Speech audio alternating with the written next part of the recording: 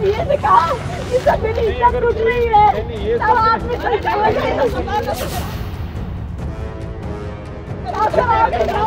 कहते हमारा भाई गया दूसरा ना चला जाए कोई। नमस्कार, मैं हूं आपके साथ कविता राणा।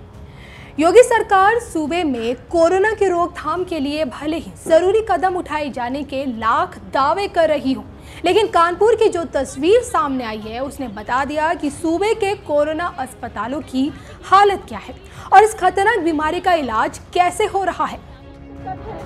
तब हमने आपसे ये से कहा कि सब मेरी इज्जत टूट रही है। तब आपने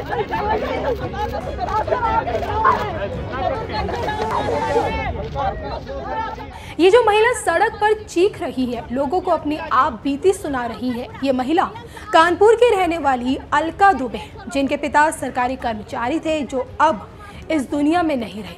कोरोना की वजह से उनकी जान चली गई। भैया आज हम लोग पढ़े लिखे, तब हमारे साथ ये हुआ, आप लोग के साथ क्या होगा? आप लोग ये सोचो भैया, हमारे बाप के साथ तो ये कर रही है। और ये जो कभी हाथ बांधे तो कभी हाथ जेब में डाले हुए खड़े हैं, ये कानपुर के डीएम ब्रह्मदत्त तिवारी हैं। पिता की मौत से बदहवास इस बेटी को डीएम के पैरों पर गिरना पड़ गया, सिर्फ इसलिए कि कोविड अस्पताल में उसके पिता का सही तरह से इलाज नहीं हुआ। मृतक की बेटी अलका दुबे ने आरोप लगाया है कि उनके पिता को कोरोना संक्रमित पाए जाने के बाद काशीराम ट्रॉमा कोरोना हॉस्पिटल में भर्ती कराया गया था, और जहां पर उनके इलाज में घोर लापरवाही बरती गई, जिस वजह से उनके पिता की हालत खराब हुई और फिर सही समय पर वेंटिलेटर ना मिलने की वजह से उनकी मौत हो गई।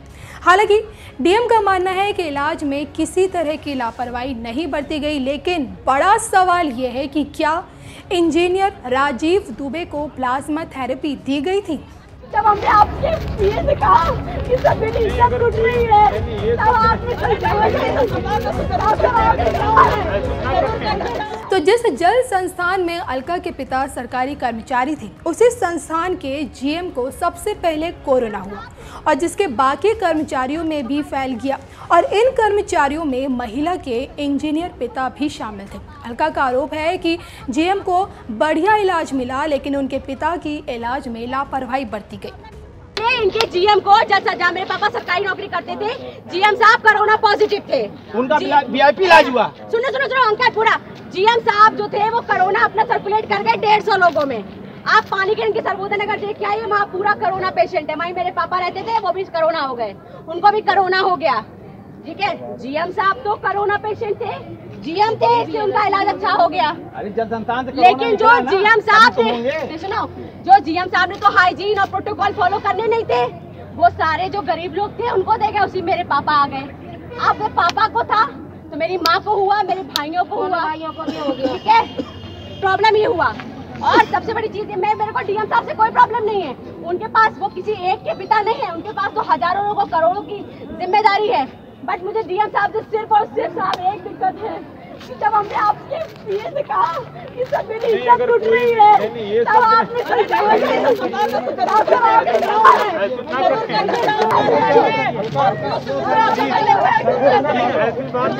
मेरे कोई संज्ञान में नहीं, और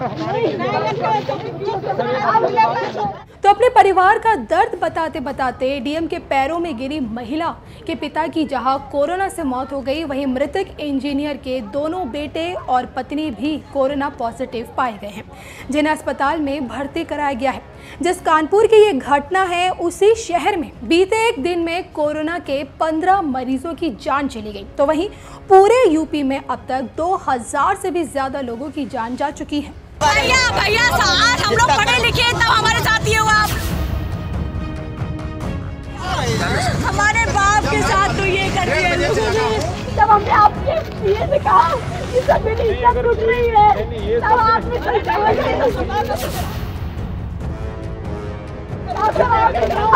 कहते हमारा भाई गया दूसरा ना चला जाए कोई।